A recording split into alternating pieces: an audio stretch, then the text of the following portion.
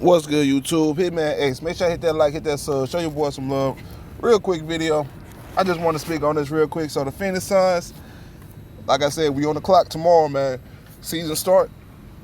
Well, not the official season, the preseason starts tomorrow.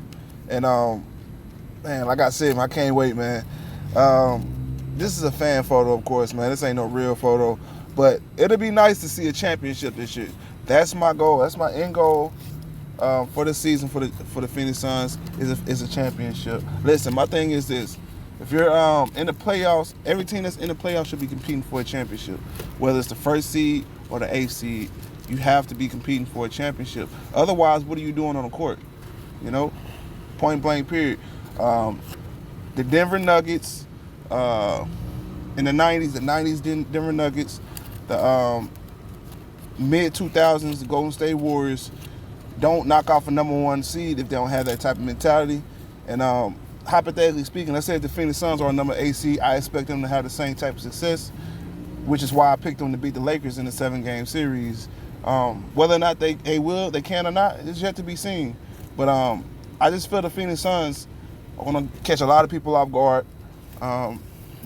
Regardless if a lot of people see us as a playoff team, I don't feel like they feel like we can get out the first or second round, you know.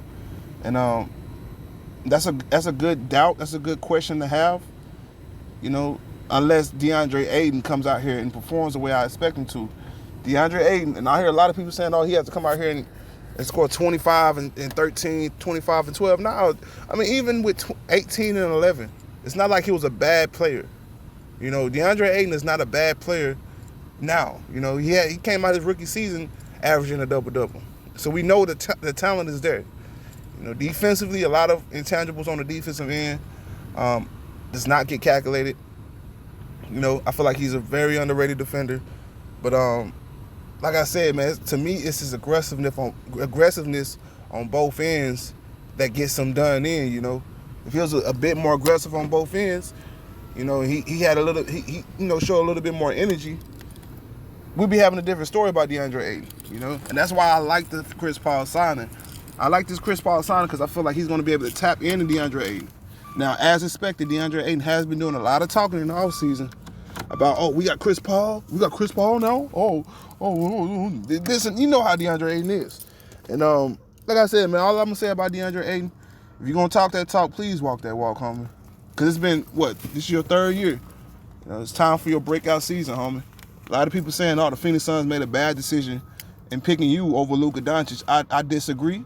Like I said, had we had Luka Doncic, we would have either had to get rid of Devin Booker, or, you know, we would have had to blow our whole team up, right? And I just didn't want to see that happen. But like I said, Deandre Ayton, Chris Paul, Devin Booker, that could be a big three. But it all depends on how Deandre Ayton comes and approaches this season. If he plays around like he did last year, coming out getting suspended for 25 games the first half of the season, you can pretty much pack this season up, right? Even though we have solid options to back him up in Jalen Smith, Dario Saric, and we picked up another big. I forgot his name, but like I said, man, I like that Jalen Smith kid. The more and more I see him, I like that kid. But like I said, we haven't seen him on the NBA court, so we'll never know until we see him. But DeAndre Ayton, bro, this is your time to be Shaq 2.0. All right? This is your perfect opportunity. I want to say this before the season starts because, like I said, last thing we need is to come out here booty shaking like we did last year. Even though without you, we still play solid. But had you been on the court, we'll be having a whole completely different story right now. Right? Different conversation right now. Maybe we get a chance to see the Lakers in the first round, get our feet wet, and get a Chris Paul coming in there. I mean, maybe we're having a different conversation. Maybe more people are seeing us as a top 4 team. You know, but like I said, DeAndre Ayton, it's on you this year. Right? This is strictly on you this year. Period, point blank. We know what Devin Booker's going to show up and do. We know what Chris Paul's going to show up and do. Mikal Bridges, the expectations are pretty low on him. All we need him to do is play defense. All we need Cam Johnson to do is to shoot and stretch the floor. You know, improve his rebounding. Right? He needs to improve his rebounding. But outside of that, he's not a focal point for our offense. He's not He's not a cornerstone piece like you are. Hence why I got to put so much pressure on you.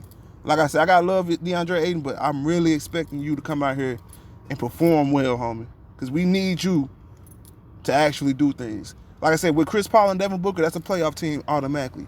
With you, we could do a little bit more. Point blank period. But Hitman next. That's all I got. Hit that comment section. Let me know how you feel about this one. I'm out of here.